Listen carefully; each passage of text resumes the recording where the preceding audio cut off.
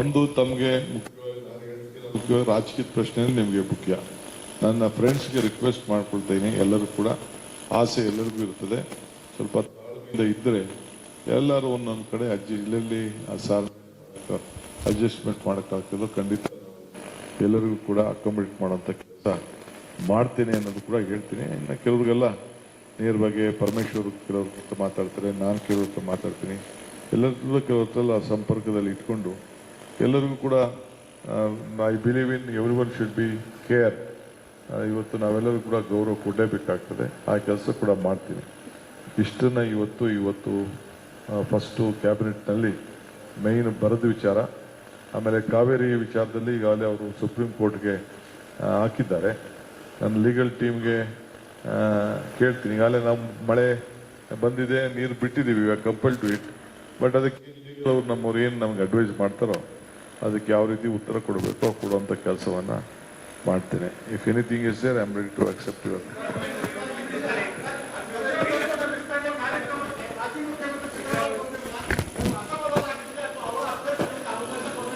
ನೋಡಪ್ಪ, ನಾನು ಅವರು ಎಲ್ಲ ಕೂತ್ಕೊಂಡು ತೀರ್ಮಾನ ಮಾಡಿರೋದೆ.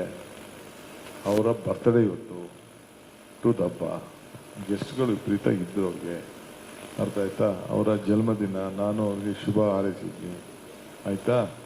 ಇವತ್ತು ಸಿದ್ದರಾಮಯ್ಯನವ್ರಿಗೆ ಯಾಕೆ ಅಸಮಾಧಾನ? ನಾವೆಲ್ಲ ಒಂದು ಟೀಮ್, 139 ಜನನು ಒಂದು ಟೀಮ್, ಯಾರಿಗೂ ಅಸಮಾಧಾನ. ಈಗಿರೋರೆಲ್ಲ ನಾನು ಸೇರಿ ಅವ್ರ ಕಡೆಯವರಲ್ವಾ? ನಾನು ಸಿದ್ದರಾಮಯ್ಯನವರ ಪಟ್ಟ we all are one, we all are united, we will be united, we will fight United. ನೀವೆಲ್ಲ ಯಾಕೆ ಅದಕ್ಕೆ ನೀವೇನು ಬರೀ ಹುಡುಕ್ತಾ ಇದ್ದೀರಾ? ನಾವು ಹೊಸದಾಗಿ ಲೆನ್ಸ್ ಆಗ್ತಾ ಇದ್ದೀರ, ಹೊಸ ಸುದ್ದಿ ಕೇಳ್ತಾ ಇದ್ದೀನಿ ನಿಮ್ಮ ಹತ್ರ ಎಲ್ಲ.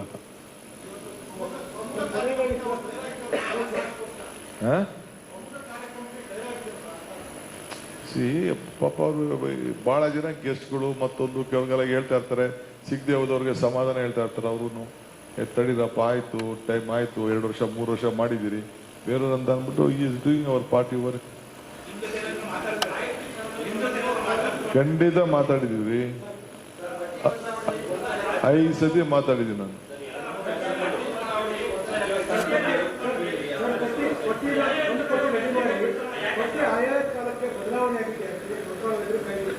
ಯಾವುದು ಇಲ್ಲ, ನನಗೆ ಹೈಕಮಾಂಡ್ ಇಂದ ಏನ್ ಬಂತೋ, ಏನ್ ಹೇಳಿದಾರೋ ಅದನ್ನ ಮಾರ್ಗದರ್ಶನ ಕೇಳ್ತೀವಿ ನಾವು ಅಷ್ಟೇ.